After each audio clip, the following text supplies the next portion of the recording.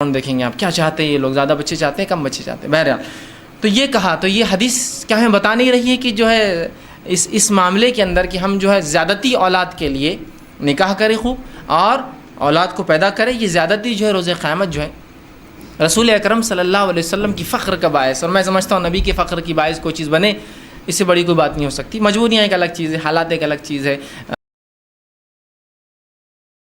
صحت ایک الگ بات ہے. پھر اللہ کی تعالیٰ جو ہے کسی کو صحت حالات مجبور کر دے وہ الگ بات ہے کہ عام حالات میں آپ جو ہے اس کو زیادتی کو بہرحال پسند کریں. آئیے آگے. ٹھیک، تو یہ وضاحت میں نے بہرحال آپ کے سامنے کر دی. اب آئیے کچھ باتیں اب ہم سیکھتے ہیں. تو میں نے اس عنوان کو اس طرح سے باندھا ہے کہ آداب مباشرت کے اندر شروع کہاں سے ہوتا ہے؟ تو ظاہر سی بات ہے نکاح سے ہوتا ہے.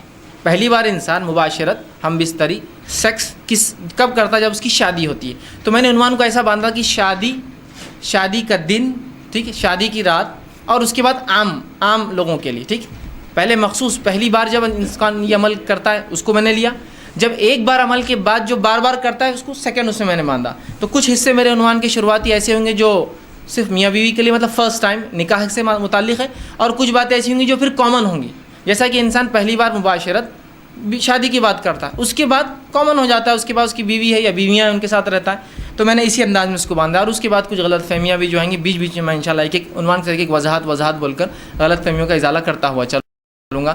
جو جس کو کہتے ہیں مطلب سوالات ہوتے ہیں، مس کنسیپشنس ہوتے ہیں، یا جس کو کہیں گے مس نماز ہوتے ہیں. لوگ مختلف چیزوں کو مختلف نام دے کے مختلف بہانے اور مختلف باتیں کرتے ہیں، تو ان کو میں کلیئریفیکیشن انشاءاللہ عزیز بیچ میں کرتا جاؤں گا. سب سے پہلی چیز، جب انسان نکاح کرے تو اپنی بیوی کے ساتھ الفت اور محبت کا معاملہ رکھے، اور جب اس کا نکاح ہو تو پہلی رات یا جب پہلی بار ملے اس کو کچھ تحفہ یا کچھ کھانے کی چیز دے. یہ سنت سے ثابت ہے، یاد رکھیں. نبی اکرم صلی اللہ علیہ وسلم کے تعلق سے آتا ہے، مسند احمد کی روایت ہے، اور اسماء بنت یزید جو ہے رضی اللہ عنہا اس کی راوی ہے. وہ کہتی ہیں اور فرماتی ہے کہ نبی اکرم صلی اللہ علیہ وسلم کا جب نکاح ہوا تو حضرت عائشہ رضی اللہ عنہا کو میں نے ہی تیار کیا، میں نے ہی آپ کو سجایا، میں نے ہی آپ کو تیار کیا. جب میں نے آپ کو تیار کیا اور اس کے بعد یہ کہلوا بھیجا نبی اکرم صلی اللہ علیہ وسلم کو کہ عائشہ تیار ہے، نبی اکرم صلی اللہ علیہ وسلم ان کے پاس آئے. آپ کو ایک دودھ کا پیالہ دیا گیا. رسول اکرم صلی اللہ علیہ وسلم نے اس دودھ کے پیالے سے دودھ پیا اور پھر اس پیالے کو عائشہ کی طرف بڑھا دیا رضی اللہ عنہا. عائشہ نے وہ فرماتی ہے کہ تھوڑا ان کو شرم آئی، جھجک محسوس ہوئی، تو آپ نے انکار کر دیا. اسماء کہتی ہے کہ میں نے غصہ کیا اور انہیں ڈانٹا اور کہا رسول اللہ دے رہے ہیں نا، پھر تم کیوں نہیں لے رہی ہو؟ تو انہوں نے اس کو لیا اور تھوڑا سا پی لیا. اس کے بعد رسول اکرم صلی اللہ علیہ وسلم نے فرمایا تم لوگ بھی پیو. اور بھی عورتیں بیٹھی تھیں، چونکہ عائشہ رضی اللہ عورتوں میں تھی اور ظاہر سی بات ہے وہ عورتیں پردے میں تھی یاد رکھیں. تو کہا تم عورتیں بھی پیو. ٹھیک ہے. تو انہوں نے کہا اللہ کے رسول صلی اللہ علیہ وسلم آپ پہلے پی لے زیادہ بہتر ہوگا. پھر رسول اللہ نے دوسری بار پھر پیا.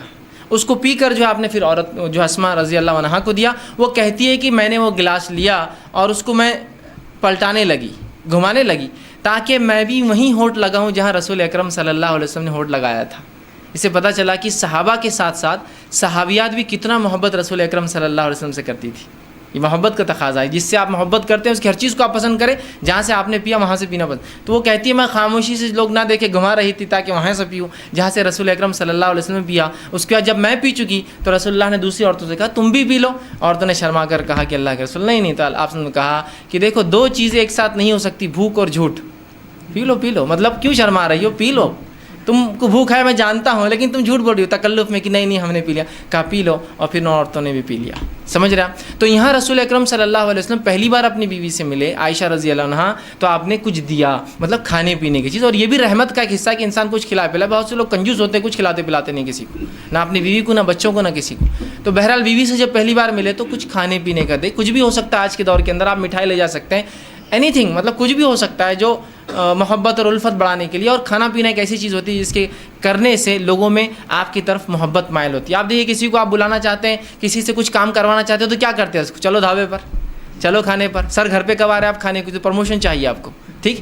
تو بہرحال کھانا ایک وہ ہے. تو یہاں شریعت نے کہا بیوی سے بھی الفت محبت کرو. تو پہلی بار جب آپ بیوی سے ملے تو چونکہ ہم بستری شروع ہوتی ہے اسی عمل کے بعد، اس لیے میں اس کو بھی رکھ رہا ہوں. تو کھلائے پلائے، کچھ دے. اور یہ کچھ بھی ہو سکتا ہے، آپ کے علاقے، سماج، ماحول کے اعتبار سے چیزیں XYZ بدل سکتی ہیں. ٹھیک ہے. بہرحال تو کچھ نہ کچھ کرے. دوسری چیز، جب بیوی سے پہلی بار خلوت مطلب علیحدگی میں جہاں کوئی آپ کو نہ دیکھ رہا ہو، جب خلوت میں ملاقات ہو، تو آپ صلی اللہ علیہ وسلم نے فرمایا کہ جب خلوت میں بیوی سے پہلی بار ملے، اور یہ عمل ایک بار کے لیے ہے صرف جو اب میں عمل بیان کر رہا ہوں، تو آپ نے فرمایا کہ جب ملے تو اس بسم اللہ کہے، اللہ کا نام لے، اور بیوی کا جو سر کا سامنے کا حصہ ہوتا ہے بالوں کا، ٹھیک، اس کو اپنے سیدھے ہاتھ سے پکڑے، ٹھیک، سیدھے ہاتھ سے پکڑے، سامنے کا سر کا جو بالوں کا حصہ ہوتا ہے ان بالوں کو سیدھے ہاتھ سے پکڑے، ٹھیک ہے، لیکن تکلیف دینی مطلب پکڑنا، آپ ظاہر سی بات ہے اگر جمے ہیں تو ہاتھ رکھے، کھلے ہیں تو پکڑنا اچھی بات ہے، آپ لوگوں کی حدیث میں آتا ہے آپ نے پکڑا اس کو، ٹھیک، یا آپ کھول بھی سکتے ہیں، اس میں کیا مسئلہ، بہرحال تو اس کو پکڑے، اور پکڑنے کے بعد اللہ کا نام لے اور ایک دعا کرے، جو کہ نبی اکرم صلی اللہ علیہ وسلم نے اس دعا، جو ابو داؤد اور ابن ماجہ کی روایت ہے، یہ دعا کرے، اور یہ دعا صرف ایک بار کرنا ہے آپ کو، جب آپ خلوت میں پہلی بار اپنی بیوی سے ملیں گے، ہم بستری سے پہلے یاد رکھیں، اور یہ دعا کرے، اللہم انی اسألک من خیرہا و خیر ما جبلتہا علیہ، اے اللہ میں تجھ سے اس کے خیر کا سوال کرتا ہوں، اور جس خیر پر تو نے اسے پیدا کیا اس خیر کا سوال کرتا ہوں، اور پھر فرمایا علیہ واعوذ بک من شرہا وشر ما جبلتہا علیہ، اور میں پناہ مانگتا ہوں تجھ سے اس کے شر سے، اور میں پناہ مانگتا ہوں تجھ سے اس کے شر سے، اور اس شر سے جس پر تو نے اس کو پیدا کیا ہے، ٹھیک ہے۔ تو بہرحال یہ ایک بار دعا کرنا ہے آپ کو، دیکھیے دعا کتنی دیکھیے اہم اور کتنی اچھی ہے، کہ اللہ میں سوال کرتا ہوں تجھ سے اس کی خیر کا، اس خیر کا جس پہ تو نے اسے پیدا کیا ہے، اور اس خیر کا جس پہ پیدا کیا، اور تجھ سے پناہ مانگتا ہوں اس کے شر سے، اور جس شر پہ تو نے اس کو پیدا کیا ہے۔ یہ پہلی بار آپ کریں گے۔ اس کے بعد اب جب ہم بستری کا ارادہ کرتے ہیں تو اس سے پہلے آپ ایک اور دعا کریں گے، یہ دعا کامن ہے، ہر آدمی کو ہر بار ہم بستری سے پہلے یہ دعا کرنی چاہیے، یہ بہت اہم دعا ہے۔ لوگ پوچھتے ہیں نہیں کرے تو کیا ہوا، نہیں کرے تو کیا ہوا، نہیں بولے تو کیا ہوا، بہت سی چیزیں ہوتی ہیں۔ تو میں ہمیشہ سوال کرتا ہوں لوگوں سے، چلیے آپ گاڑی چلاتے ہیں، کار ٹو ویلر چلاتے ہیں، اور ہاں سیٹ نہیں ہوئی تو کیا ہوا، ہارن نہیں ہوا تو کیا ہوا، انڈیکیٹر نہیں چلے تو کیا ہوا، مڈ گارڈ نہیں رہا تو کیا ہوا، ساری گارڈ نہیں رہا تو کیا ہوا، بمپرس نہیں رہے تو کیا ہوا، ہے نا؟ تو آپ بولتے نہیں اچھی نہیں دکھتی نا گاڑی، مطلب آپ کمپلیشن، دنیا میں ہر چیز کمپلیشن کی طرف چاہتے ہیں، مکمل کی طرف چاہتے ہیں، سنت میں کیوں نہیں چاہتے ہر چیز مکمل کی طرف جائے؟ وہاں نہیں کرے تو مطلب ہر بار نگیٹو کیوں، پازیٹیو کیوں نہیں کہ کر لوں تو کیا، ہر بار نہیں کرے تو ویسا نہیں کرنا چاہیے، ٹھیک؟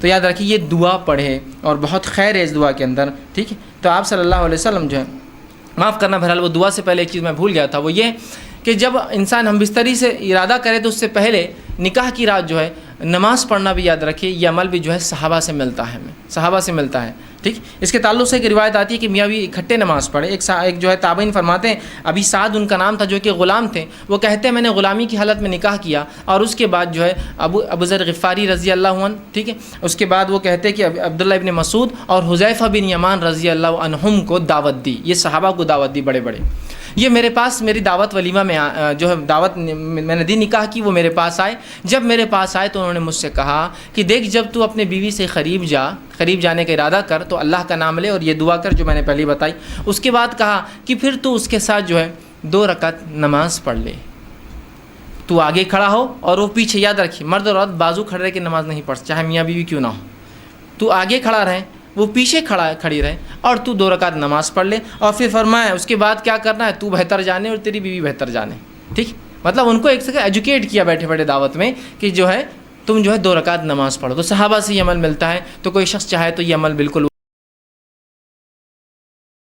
وہ کر سکتا ہے، ٹھیک ہے، کہ وہ جو ہے 2 رکعت نماز پڑھ سکتا ہے۔ جب 2 رکعت نماز پڑھ لی بہرحال، تو اس کے بعد جو ہے اب ہم بستری کا وقت آیا، اگر وہ اس کا ارادہ کرتا ہے تو سب سے پہلے دعا کرے، یہ دعا بڑی مشہور اور معروف ہے، صحیح بخاری کی روایت ہے اور بہت ساری کتب حدیث میں آتی ہے۔ آپ کریں بسم اللہ کا نام سے آپ شروع کریں، اللہم جنبنا الشیطان و جنب الشیطان ما رزقتنا، یہ دعا یاد رکھیں، چھوٹی سی دعا، یہ دعا کر لے بسم اللہ کے نام سے، اللہم جنبنا الشیطان، اے اللہ جو ہے ہمیں شیطان سے محفوظ رکھ، پھر آگے فرمائے وجنب الشیطان ما رزقتنا، اور اس چیز کو بھی شیطان سے محفوظ رکھ جو تو نے اس کے ذریعے رزق رکھا ہے، اور رزق یہاں مراد اولاد، مطلب اے اللہ مجھے اور میری بیوی کو شیطان سے دور رکھ، اور جو ہے میری اولاد کو بھی شیطان سے دور رکھ۔ دیکھیے انسان جو ہے یہاں ہمبستری کر رہا ہے، یہاں اپنے بیوی کے ساتھ سونے کی بات ہو رہی ہے، یہاں سیکس کی بات ہو رہی ہے، اس کے بعد بھی یہاں تعلیم دی جا رہی ہے، ایجوکیٹ کیا جا رہا ہے، اور کہا جا رہا ہے کہ ٹھیک ہے نفسانی خواہشات کو پورا کرنا ہے لیکن ہوس کے شکار مت بنو،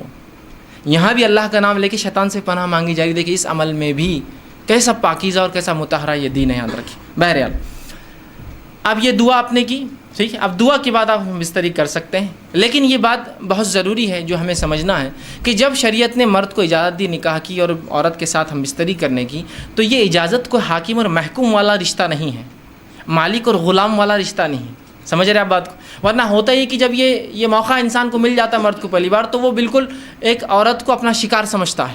ہر آدمی ایسا نہیں ہوتا، لیکن کچھ لوگ ہوتے ہیں ایسے. وہ سمجھتا ہے وہ شکار ہے اور میں آقا ہوں اور یہ غلام ہے، میں حاکم ہوں اور یہ میری محکوم ہے، ٹھیک، اور لہٰذا وہ اس پر ٹوٹ پڑتا ہے جانوروں کی طرح. اندازہ لگائیے ایک عورت کے ساتھ اگر آپ یہ سلوک کریں گے جو آپ کی بیوی اور زندگی پر رہنے والی شریک حیات کہا جاتا ہے نا بیوی کو. شریک حیات مطلب لائف پارٹنر ہے آپ کی، پوری زندگی آپ کے ساتھ شریک رہیں گی.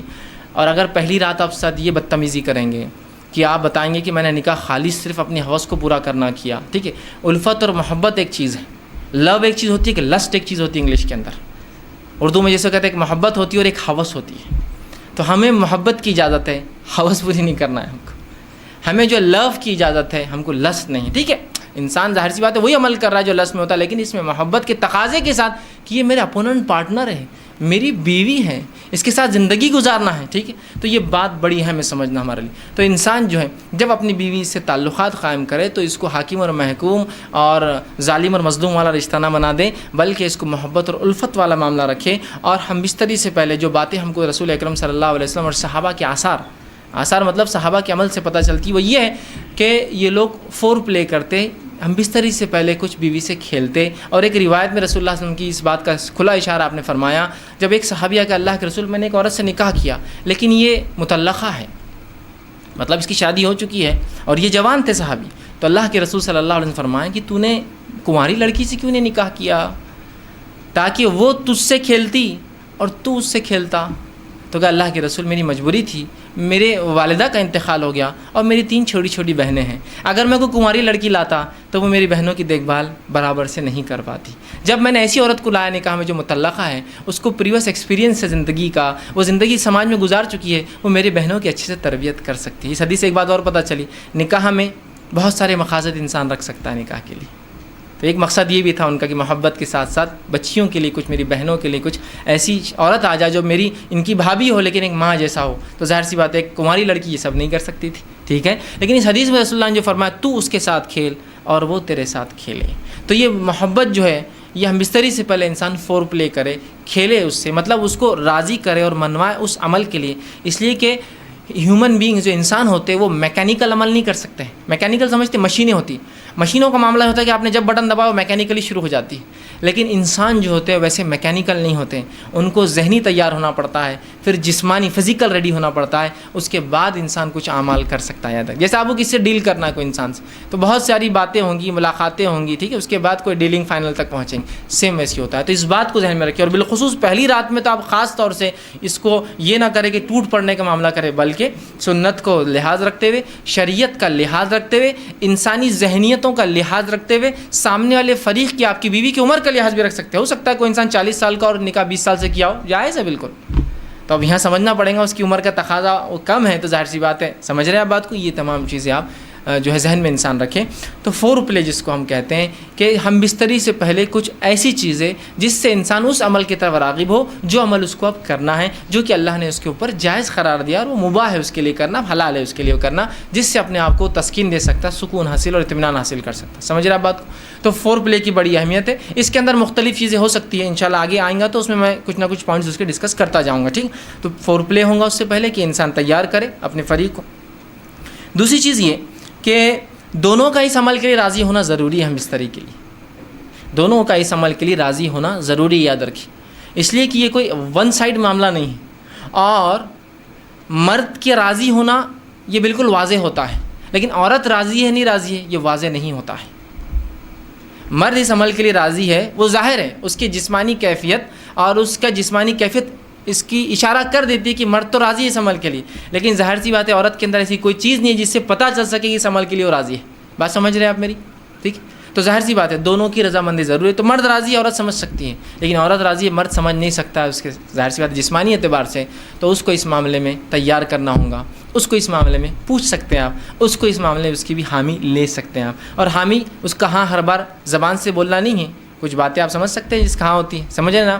انسان کی آنکھوں کے اشارے، جسمانی ہوا جس سے انسان سمجھ سکتا ہے کہ اس کا معنی ہاں ہے. اس معاملے میں خواتین سے میری بالخصوص درخواست یا نصیحت جو ہوگی وہ یہ ہے کہ بہت ساری عورتیں، مرد تو راضی ہے اس عمل کے لیے، پہلے دن کی بات، جب ہم عام بات کر رہے ہیں تو یہ بات یاد رکھیے، اور یہ ہمیشہ کے لیے عام اعتبار سے بھی اور اس دن کے لیے بھی خاص بھی، نکاح کے رات بھی اور اس کے بعد بھی، کہ عورتیں جو ہے اپنی رضامندی کا بھی اپنے شوہر سے اظہار کرے. اگر وہ یہ نہیں کرتی تو بہت ساری طلاق کی صرف یہ وجہ بنتی, یاد رکھی, کہ وہ کہتا ہے کہ میری بیوی میں سے کبھی راضی نہیں, آج تک اس نے ایک بار بھی مجھ سے جو ہے محبت کی بات نہیں کہی یا محبت کے لیے خود راضی نہیں ہوئی. تو عورتوں کو بھی اس معاملے میں آگے حصہ لینا پڑے گا بڑھ کر, چونکہ یہ ایک ایسی چیز ہے جس میں صرف مرد شامل نہیں ہے. اگر عورت اپنا حصہ نہیں رکھیں گی تو مرد کے لیے, میں معاف کرنا الفاظ اگر میرے سخت لگ رہے ہو تو لیکن سمجھیے اس بات کو, مرد کے لیے صرف آپ ایک کھلونا ہو جائیں گے, اس کے علاوہ آپ کی کوئی حیثیت نہیں باقی رہیں گی. حضرت رسول اللہ کیا فرما رہے ہیں کہ تو اس کنواری سے نکاح کرتا تو وہ تجھ سے کھیلے اور تو اس سے کھیلے. دیکھیے الفاظ غور کیجیے حدیث کی, دونوں کے لیے کہا, یہ نہیں کہا کہ تو اس سے کھیلے, وہ تجھ سے کھیلے اور تو اس سے کھیلے. تو یہاں رسول اللہ صلی اللہ علیہ وسلم اشارہ کر رہے ہیں کہ اگر کنواری ہوتی تو وہ تجھ سے کھیلتی, مطلب وہ ایک پارٹ بنتی اس گیم کا, وہ اس کھیل کے اندر تیری حصے دار بنتی, شریک بنتی. تو یہ باتیں, یہ بیاہی, اب دیکھیے بہت سی بار میں سمجھتا ہوں شوہر کے ساتھ کمرے میں رہ کے بھی آپ بیاہی کا سوچیں گے تو میں سمجھتا ہوں اب کوئی تقاضے باقی نہیں رہے. یہاں بیاہی اور حیائی کچھ نہیں ہے, اب آپ کا شوہر ہے وہ, یہ آپ کو سمجھنا پڑے گا, ٹھیک ہے. تو یہاں عورتیں اپنی رضامندی کا اظہار کریں, جو مختلف طریقوں سے وہ کر سکتی ہے, یاد رکھیں مختلف طریقوں سے کر سکتی. جب یہ عورتیں اس میں لیک کر جاتی ہیں, کمزور پڑ جاتی ہیں, تو مرد کو ایسی عورتیں پسند آ جاتی ہیں جو اس طرف اشارے کرتی ہیں اور مائل کرتی ہیں. جو بری عورتیں ہوتی ہیں, جو فحاشائیں ہوتی ہیں, وہ اپنی رضامندی کا کنٹینیوس اظہار کرتے رہتی ہیں. تو جب عورتیں ہیں جن کے لیے جائز اپنے شوہر سے جو کام کرنا, تو کیوں نہیں وہ اپنے اظہار کرتی, کیوں نہیں بتا رہی ہوں؟ چونکہ مرد تراضی ہے, تیار ہے, اس کے جسمانی کیفیت سے پتہ چل جاتا ہے. عورت کو کیسے پتہ چلیں گے اب تک کہ آپ نہیں بتائیں گی؟ اور اس میں کوئی حیا اور بے-حیائی کا تقاضا نہیں. یاد رکھیے یہ آپ کی محبت اور الفت ہے, اور اس کو کہیں گے محبت کی سب سے اونچائی, یاد رکھیے, جو میاں اور بیوی کے بیچ میں ہوتی ہے. تو آپ بھی اپنی رضامندی کا ضرور جو اپنے شوہر سے اظہار کریں, ٹھیک ہے. ورنہ اکثر طلاقوں کی وجہ یہ بنتی ہے کہ بیوی, شوہر کا دعویٰ ہے کہ بیوی نے آج تک فلاں نہیں کیا, اور پھر وہ الزام لگاتا ہے اس کا سیکس کمزور ہے یا اس کی قوت باہ اس میں نہیں ہے, اور فلاں نہیں ہے اور فلاں نہیں ہے. تو وہ سب طرف کیوں جا رہے ہیں؟ شریعت نے آپ کو بتا دیا, رسول اللہ صلی اللہ علیہ وسلم کہہ رہے ہیں. اور ظاہر سی بات ہے, ہر چیز کھول کر بیان کرنا ضروری نہیں, کہ اتنا کافی نہیں تو اس سے کھیلے اور وہ تجھ سے کھیلے, اتنا کافی نہیں ہے ہمارے لیے سمجھنا. کیا اور وضاحت چاہتے ہیں آپ پوری چیز, کیا پورا پکچر دکھانا چاہتے ہیں, کیا یہ بتائے تو ہم کو سمجھ میں آئیں گے؟ نہیں, اشارہ کافی ہوتا ہے. اور مومن کے لیے تو اشارے بہت زیادہ کافی ہوتے ہیں. عقل مند کو اشارہ کافی ہوتا ہے. لوگ کہتے ہیں, میں کہتا ہر مومن عقل مند ہوتا ہے, اور اس کو اپنے نبی اور شریعت کے ہر اشارے کافی ہو جاتے ہیں, وہ سمجھ جاتا ہے باقی کیا ہے. تو عورتوں کو بھی اشارہ اس حدیث کے اندر. بہرحال آگے بڑھیے. اب انسان جو ہے جمع کیسے کرے, یہ تو پہلے کا ہوا, اور کچھ باتیں نکاح کے لیے خاص اور کچھ عام تھی. اب نکاح کی رات بھی ہو سکتی ہے اس میں انوالو, اور ادر زندگی کا اور حصہ جہاں میاں بیوی ہم بستری کرنا چاہتے. اب جمع کیسے کرے؟ جمع سے مراد, جب میں الفاظ کہہ رہا ہوں تو شرمگاہ کا جمع ہونا اور ملنا اس سے مراد ہے میرا, یاد رکھیں, ٹھیک ہے, کہ انسان اس سے اب جمع کیسے کرے. اس کے تعلق سے بہت ساری غلط فہمیاں ہوتی ہیں, انشاءاللہ آج اس کے ازالے کرنے کی کوشش کروں گا. اب انسان اپنی بیوی سے کیسے جمع کر سکتا ہے؟ آئیے اللہ رب العزت کا جواب اپنی کتاب, اس کی کتاب میں جو اس نے دیا اس سے ہم شروع کرتے ہیں. اللہ رب العزت فرماتا اور کہتا ہے, سورہ بقرہ سورہ نمبر 2 آیت نمبر 223, اور فرماتا ہے نساء حرث لکم فأتوا حرثکم ان شئتم, کہ اللہ فرماتا اور کہتا ہے تمہاری عورتیں تمہارے لیے کھیتیاں ہیں, اور تم جس طرح سے چاہو اپنی کھیتیوں میں آؤ. تمہاری عورتیں تمہارے لیے کھیتیاں ہیں, جیسا ایک کسان اپنے کھیت میں بیج ڈالتا ہے تاکہ اس سے فصلیں نکلے, تو تمہاری بیویاں تمہاری اولادوں کی پیدا ہونے کی وجہ ہے نا, اس کے بغیر کیسا ہوں گا؟ تو تم جو ہے اللہ رب العزت فرما رہا ہے کہ تم جو ہے پھر جہاں سے چاہو وہاں سے اپنے بیویوں میں داخل ہو, ٹھیک. اب اس کے تعلق سے کیا واقعہ آتا ہے, اس کے شائع نزول میں رکھ دیتا ہوں, تو وہ پہلی بات بالکل انشاءاللہ جو آیت ہے وہ واضح ہو جائیں گے, کلیئر ہو جائیں گے. آئیے, جو ہے صحیح بخاری کی روایت ہے, جابر رضی اللہ عنہ فرماتے اور کہتے ہیں, یہودی جو ہے یہ بات کہا کرتے تھے کہ آدمی اگر اپنی بیوی سے شرمگاہ میں اگلے حصے میں جہاں سے اولاد پیدا ہوتی ہے, ٹھیک ہے, وہاں اگر ہم بستری پیچھے سے کھڑے رہ کر کرے, پیچھے ہو کر کرے بیوی کے, سمجھ رہے آپ بات کو, کہ اپنے بیوی سے صحیح جگہ مطلب شرمگاہ کا اگلا حصہ اس میں ہم بستری کرتا ہے جہاں سے اولاد پیدا ہوتی ہے, لیکن پیچھے سے کھڑے رہ کر کرتا ہے, تو اس سے اولاد بھینگی پیدا ہوتی ہے, مطلب آنکھیں اس کی اسکوئن جس کو کہتے ہیں, مطلب آنکھ ڈھلتی ہوئی یا دونوں آنکھ ڈھلتی ہوئی ہوتی ہے, بھانگا جس کو عام زبان میں کہتے ہیں, ٹھیک ہے, یہ بھینگا جس کو بولتے ہیں, تو ویسا پیدا ہوتا ہے. جب یہ بات صحابہ تک پہنچی تو صحابہ نے رسول اللہ سے سوال کیا, اللہ کے رسول, یہودی کہتے ہیں کہ ایسا اگر کرنے سے بچہ بھینگا پیدا ہوتا ہے, اسکوئنٹ ہوتی ہے اس کی آنکھیں, ڈھلتی ہوئی ہوتی ہے, خراب ہوتی ہے, دونوں بیچ میں آ جاتی ہے. تو آپ صلی اللہ علیہ وسلم نے اس کے جواب میں اللہ رب العزت نے یہ آیت نازل کی. جب یہ آیت نازل ہوئی تو آپ نے فرمایا اور کہا آگے سے یا پیچھے سے مگر مقام پیدائش میں. آپ نے کیا کہا؟ آگے سے یا پیچھے سے لیکن مقام پیدائش میں. سمجھ رہا؟ مطلب جہاں سے اولاد پیدا ہوتی ہے وہیں انسان کر سکتا ہے، اس کے علاوہ کرنا حرام ہے. انشاءاللہ اس کی تفصیلات آگے رکھوں گا کیا حرام ہے اس معاملے میں. ٹھیک ہے، تو چاہے انسان آگے سے ہو پیچھے سے ہو لیکن مقام پیدائش میں. آئیے دوسری روایت. عبداللہ ابن عباس رضی اللہ عنہ فرماتے ہیں، یہ ابو داؤد کی روایت آپ نے فرمایا، تھوڑی طویل روایت ہے لیکن بہت ساری باتیں علم کی اس میں آ رہی ہے اس روایت کے اندر، بالخصوص اس مسئلے کے تعلق سے. وہ کہتے ہیں مدینہ میں انصار جو ہے یہودیوں کی اتباع کرتے تھے، چونکہ انصار تو مشرک تھے، ان کے پاس کوئی عقیدہ نہیں تھا یہ تو، لیکن اہل کتاب کو یہ بڑا اونچا سمجھتے چونکہ وہ کتاب کے حامل لوگ تھے. تو ہر چیز میں وہ یہودیوں کو فالو کرتے، حتیٰ کہ یہودی اپنے بیویوں کو چت لٹاتے، مطلب چہرہ اوپر اور عورت لیٹی ہے اور اس کے بعد ہم بستری کرتے، تاکہ اس سے کیا ہوتا ہے سطر کے لیے بھی اچھا ہے. انسان جب مرد لیٹ جاتا ہے عورت پہ تو پوری ڈھک بھی جاتی ہے، تو طہارت کے لیے بھی اچھا ہوتا ہے اور سطر پوشی کے لیے بھی خاموں کا زیادہ سطر کھلتا نہیں ہے، اچھا ہوتا ہے. تو یہودی صرف اس پوزیشن کو، اس طریقے کو حلال مانتے تھے. چونکہ انصار رسول اللہ صلی اللہ علیہ وسلم کے آنے سے پہلے، اسلام سے پہلے ان کو دیکھتے تھے، ان کو فالو کرتے تھے، اس معاملے میں بھی یہودیوں کو فالو کرتے تھے. کہ نہیں یہودی بول رہے تھے یہ اہل کتاب ہے، ان کے پاس ایک دین دھرم تھا جو اللہ کی طرف سے آیا تو لہٰذا ان کو فالو کرنا چاہیے، تو اس معاملے میں ان کی بھی اتباع کرتے تھے. عبداللہ ابن عباس رضی اللہ عنہ فرماتے ہیں لیکن ہم جو مہاجر تھے، ہم مکے والے لوگ، مکے کے جو لوگ تھے وہ مختلف قسم سے اپنے بیویوں سے تعلقات قائم کرتے، آگے سے پیچھے سے لٹا کر ہاتھوں پہ ان کو کھڑے کر کے مختلف چیزوں سے، اور جنس کی ہم بستری کی لذتیں اٹھایا کرتے تھے. لیکن جب مہاجر مدینہ پہنچے اور انصاریوں سے نکاح شروع کیا، اور جب ایک مہاجر نے ایک انصاری عورت سے نکاح کیا اور نکاح کرنے کے بعد جیسا ان کا طریقہ تھا کہ وہ مختلف انداز سے، مختلف طریقوں سے صحیح جگہ ہم بستری کرتے، مطلب شرمگاہ میں، مطلب اگلے حصے میں کرتے، جب اس نے ڈیمانڈ کیا اس شخص نے، تو اس انصاریہ نے کہا ہم تو صرف ایک طریقہ اپناتے. اس عورت نے، وہ بھی صحابیہ تھی، وہ ہے چت لیٹنا اور تم اوپر سے رہو. اس نے کہا ایسا کیوں؟ ہم تو مختلف چیزیں کرتے ہیں اس میں، جس کو عام زبان میں بہرحال آسن کہتے ہیں، لوگ بہرحال سمجھتے ہیں آسن کہتے ہیں، اس کو شاید سنسکرت کا لفظ ہے، یہ ہندی کا لفظ ہے. بہرحال تو ہم تو مختلف کرتے ہیں. تو انہوں نے کہا نہیں میں تو یہ کرنے نہیں دوں گی. جھگڑا بڑھ گیا. اس نے کہا میں تو ایسے ہی کروں گا. اس نے کہا ہمارے پاس یہ طریقہ نہیں. اور بات رسول اکرم صلی اللہ علیہ وسلم پہنچ گئی اور پھر یہ آیت نازل ہو گئی، تمہاری بیویاں تمہاری کھیتی ہے، تم جہاں سے چاہو. مطلب جو مہاجر کر رہے تھے صحیح کر رہے تھے، مختلف پوزیشنز ہو سکتے ہیں لیکن اگلے حصے میں صرف پیدائش کے حصے میں انسان کر سکتا ہے. تو یہ روایت میں بہرحال بہت ساری باتیں آ گئی اور بہت ساری باتوں کا جواز ہمیں مل گیا ہے. آگے آئیے. اب اس معاملے میں انسان جمع جو کرے، ہم بستری کرے تو لیٹ کر سکتا ہے. لیٹنے میں جتنی پوزیشنز ہو سکتی ہے وہ استعمال کر سکتا ہے. شرط ایک ہی ہے، وہاں انسان اپنی شرمگاہ کو داخل کرے، عورت کی شرمگاہ میں جہاں سے اولاد پیدا ہوتی ہے. ٹھیک ہے، وہی ایک جگہ ہے. دوسرا بیٹھ کر سکتا ہے، جتنی پوزیشنز ہو سکتی ہے اس کے لیے. شریعت نے اس سے کوئی ممانعت کا اظہار نہیں کیا، لیکن سب سے بہترین پوزیشن اولاد کی پیدائش میں اور اس میں سازگار ہونے میں وہی ہے جو عورت کو لٹا کر کرے، اس لیے کہ اس میں سیدھا مرد کی شرمگاہ اوپر سے ہوتی ہے اور اولاد کی پیدائش کے چانسز زیادہ ہوتے ہیں اس معاملے میں. بہرحال ٹھیک. اس کے بعد بیٹھ کر جتنے طریقے ہو سکتے ہیں، جتنی پوزیشنز ہو سکتی ہے، جس میں میں جو بتا رہا ہوں بات آپ سمجھ رہے ہیں کہ شرمگاہ مرد کی عورت سے ملے اور سامنے کے حصے میں آپ کے لیے جائز ہے. اسی طرح کھڑے رہ کر جو کچھ ہو سکتا ہے، اس میں کوئی ممانعت نہیں ہے. کراہت ہو سکتی ہے، ناپسندیدگی ہو سکتی ہے، لیکن ممانعت کسی میں بھی نہیں، حرمت کسی میں بھی نہیں. بیٹھ کر، لیٹ کر، کھڑے رہ کر کچھ بھی ہو سکتا ہے. ابھی بات کا ازالہ میں کر دوں، بہت سے لوگوں نے عجیب باتیں لکھ دی، اللہ ان پر رحم کرے، جس کی وجہ سے امت کو خامخواہ ایسی مشکلات اور تکلیفوں میں ڈالا جو شریعت نے نہیں دی. کہ کھڑے رہ کر کرے تو اولاد لنگڑی پیدا ہوتی ہے، بیٹھ کر کرے تو اولاد فلاں پیدا ہوتی ہے، پیچھے سے کرے. آج بھی میں کہہ رہا ہوں کہ اگر کوئی لڑکا بہنگا آ جاتا ہے جس کی آنکھیں اسکوئنٹ ہو، اس کی آنکھیں برابر نہ ہو، تو عورتیں ایک دوسرے کو دھکا دے کے ہنستی مجلس. ان کے ماں باپ نے کیا کرے تھے دیکھو بچہ.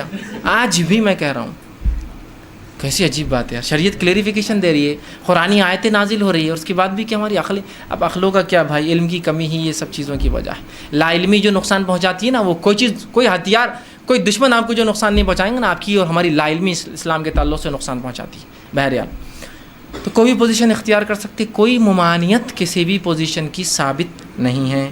ٹھیک. اسی طرح سیکنڈ چیز، ہم بستری کے اندر بیوی کو چومنا اور بوسہ لینا جسم کے ہر حصے کو جائز ہے. تمام اعضاء کو چومنا یا بوسہ لینا آپ کے لیے جائز ہے. اس کے مختلف طریقے ہو سکتے، وہ تمام جائز ہے. بوسہ لینے کے مختلف طریقے ہو سکتے، پورے جائز ہیں. انسان جو ہے مختلف سر پہ لیتا ہے، پیشانی پہ لیتا ہے، گال پہ لیتا ہے اور ہونٹ پر لے سکتا ہے، تمام جائز ہے. اس کے علاوہ جسم پر لے سکتا ہے، یہ جائز ہے. تمام جسم پہ بوسہ لینا اور چومنا جائز ہے، انکلوڈنگ ایوری تھنگ میں کہہ رہا ہوں. ٹھیک.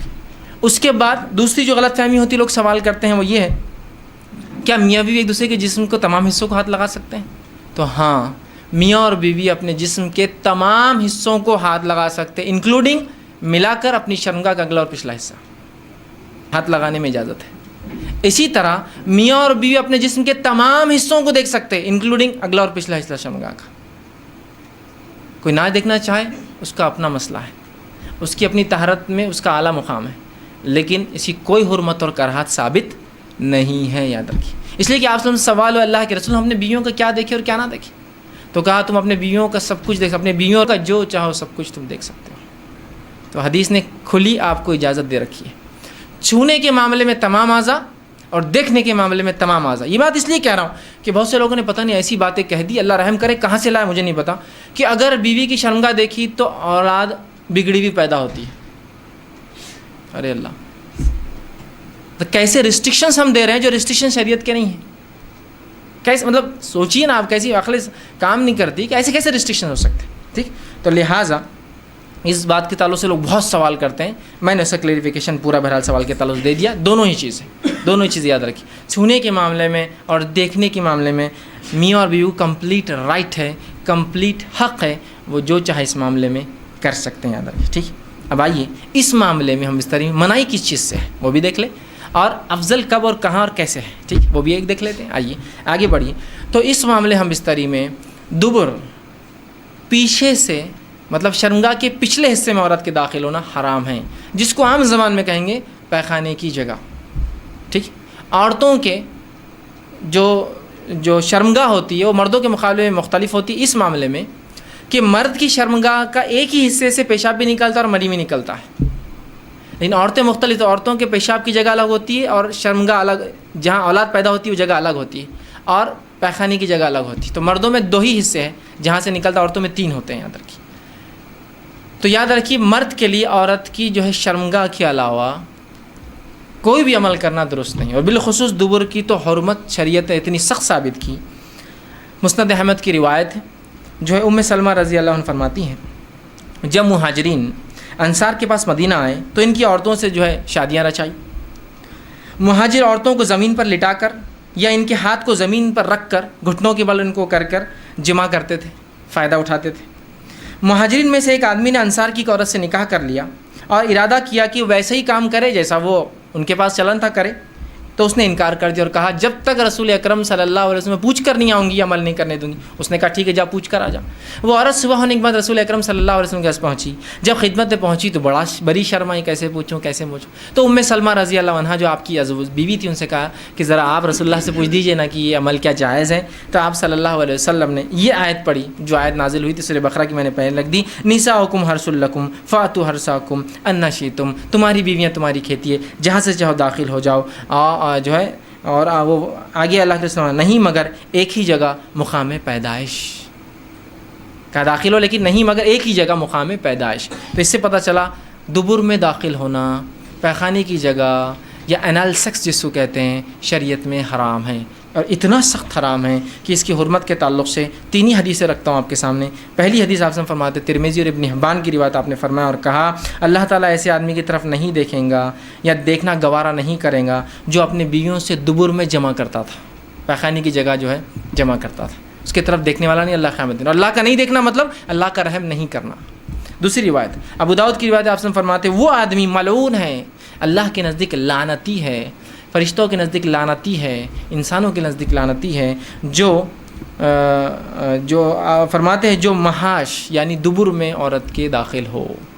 دوسری روایت. تیسری روایت بہت سخت ہے، آپ سے فرماتے ہیں نسائی کی روایت، آپ نے فرمایا جس آدمی نے حائضہ عورت سے ہم بستری کی، جس آدمی نے اپنے بیوی سے دبر میں دخل کیا، اور جس آدمی نے یا عورت نے جو ہے کسی کاہن کے پاس جایا، نجومی کے پاس گیا اور اس کی بات کی تصدیق کی، ہاں یہ تو صحیح کہہ رہا ہے، اس نے اس چیز کا انکار کیا جو محمد پر نازل ہوئی ہے، مطلب وہ شریعت کا منکر ہے، وہ کافر ہے. اب لا علمی میں سمجھتا ہوں کتنے لوگ یہ گناہ کر چکے ہیں اپنی زندگی میں. لوگوں کو لگتا ہے یہ تو کوئی بات ہی نہیں، روٹین آف لائف ہے. ٹھیک، لا علمی کتنی خطرناک ہو سکتی ہے، سمجھ رہے ہیں آپ، کہ اس نے اس چیز کا انکار کیا جو محمد پر نازل ہوئی. وہ منکر شریعت ہے، وہ اسلام کا منکر آدمی ہے جو دبر میں داخل ہوتا ہے. ہم کو معمولی لگتا ہے، شریعت کے نزدیک بہت سنگین جرم ہے. تو علم بہت ضروری ہے ہر معاملے میں. بہرحال ٹھیک، تو یہ تینوں روایت بہرحال اس چیز کی وضاحت کر رہی تھی کہ تحریم دبر ہے. اب آئیے کچھ باتیں وضاحت کے طور پہ جو سوالات مجھ سے کیے گئے تھے بیچ میں رکھتا ہوا چل رہا ہوں. میں نے کہا تھا ہر بار میں وضاحت کرتے رہوں گا، پوائنٹس ایڈ کرتے رہوں. پہلی چیز تو یہ کہ ایک سوال جو بار بار آتا ہے وہ یہ جو مجھ سے بہت سے لوگ کرتے ہیں، نکاح سے پہلے اکثر مجھے ای میل آتے ہیں، فون کالس آتے ہیں